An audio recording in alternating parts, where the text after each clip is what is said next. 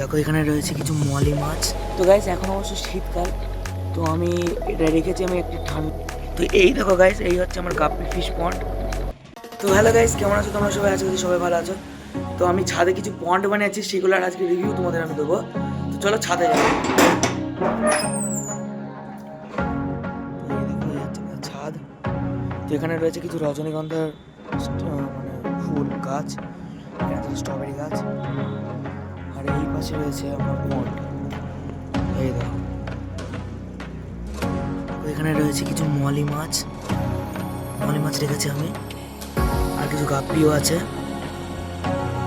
তো মলি মাছগুলো ভালোই আছে ঠান্ডাতে, এই ছায়া জায়গায় রেখেছি। তো গাইস এখন অবশ্য শীতকাল, তো আমি এটা রেখেছি আমি একটি ঠান্ডা জায়গায়। তো অসুবিধা যা হচ্ছে না, যদি অসুবিধা হয় তাহলে আমি এটা পরে চেঞ্জ করে দেবো। তো এই পাশে আমার কিছু গাপ্পির মাছ রাখা আছে, সেটা তোমাদের এখন দেখিয়ে দিই। চলো দেখানো যাক। তো এই দেখো গাইস, এই হচ্ছে আমার গাপ্পি ফিশ পন্ড। এটা অনেকটা বড় করে করেছি আমি। গাপ্পি মাছগুলো তোমাদের দেখিয়ে দিই। এই দেখো কোয়ালিটি চেক করে গাপ্পি, এই দেখো, এতে বয়স কিন্তু বেশি না।